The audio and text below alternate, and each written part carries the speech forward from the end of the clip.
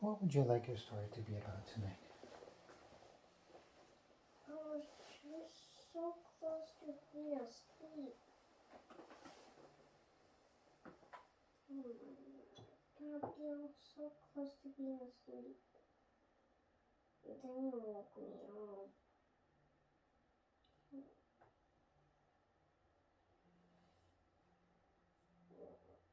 The story is gonna be about a monster that loved rocks. Monster that loved rocks.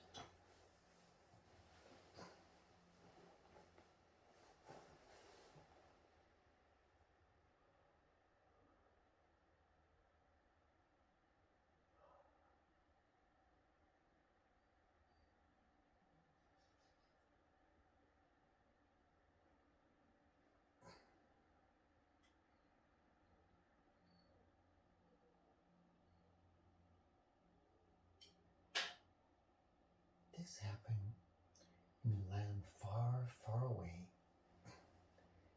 It's the story of a small monster. His name was Peter, which means rock.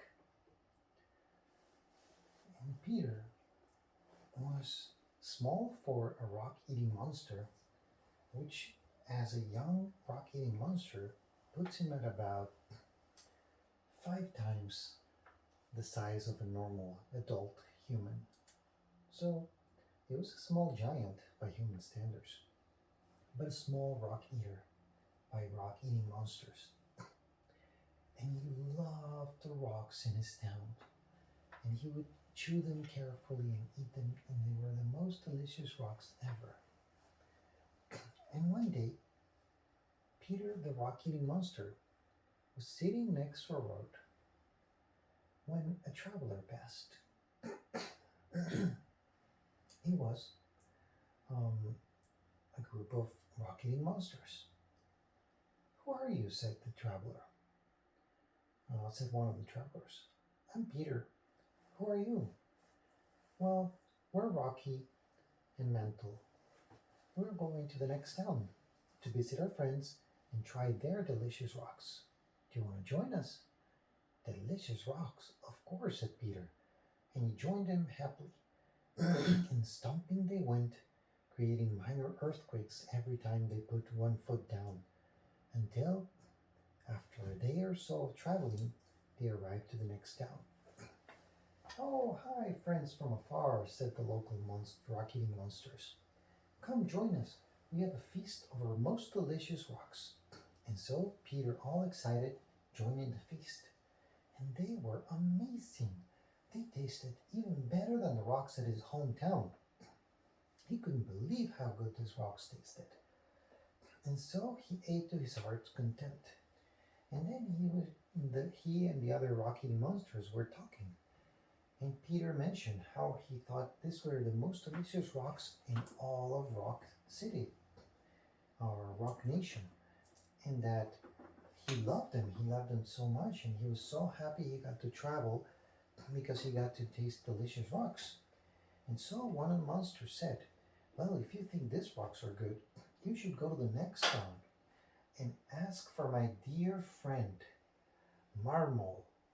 Marmol will receive you with its open arms, and you will taste the most amazing rock ever. Peter said, you mean it's even better than here? You just go and you will see. And so that night Peter set off into the distance and walked for miles and miles, until when he reached the next town over, he said, I'm here looking for Marmol. And Marmol found him and said, who are you? I'm Peter. Your family from the other town sent me here because they said that you have the most delicious rocks ever. And Marmol laughed and said, of course we do. Come to our family.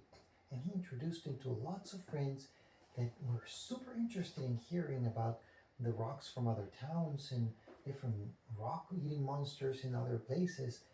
And they were very friendly. And Peter had such a great time. And he tried the delicious rocks, and they were the most amazing rocks ever. And so he commented, I can't believe it, but your family was right. These rocks are even more delicious than the last ones. How's that possible? And Sir Marmol said, well, um, that's what happens when you travel. If you want to go to the next town and try your luck, perhaps they'll be just as great, if not even better than here. Oh, that would be an amazing idea. But without getting any recommendation, without knowing anybody in the other town, he set on to walk miles and miles and miles and miles until finally he arrived at the next town. And he spoke to the locals and said, I'm really ready to try your most delicious rocks. And so one of the locals said, all right, well, if you go to that mountain over there, you can eat delicious rocks. Oh, great. That's what I'll do. And so he went all by himself to the side of the mountain and started eating rocks. But they didn't taste as good. They were just another rock. A little bit more like the ones at home. Definitely not as good as the last two towns. And so he decided to try the next town. And after that, perhaps start walking back home.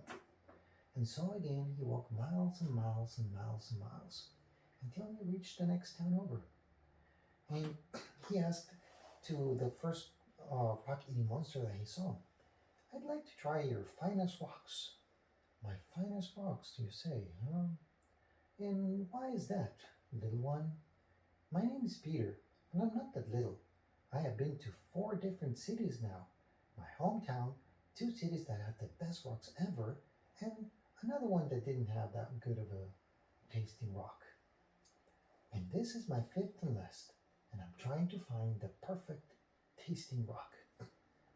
And so the other rock-eating monster looked at him up and down and said, I have a surprise for you, but first, follow me. Peter was intrigued. He followed this local rock-eating monster. He took him to the base of a mountain and told him, here lies our local rock. Here, have a taste. And he smashed the rock with a fist and took a big chunk and offered it to Peter. Peter started eating the rock.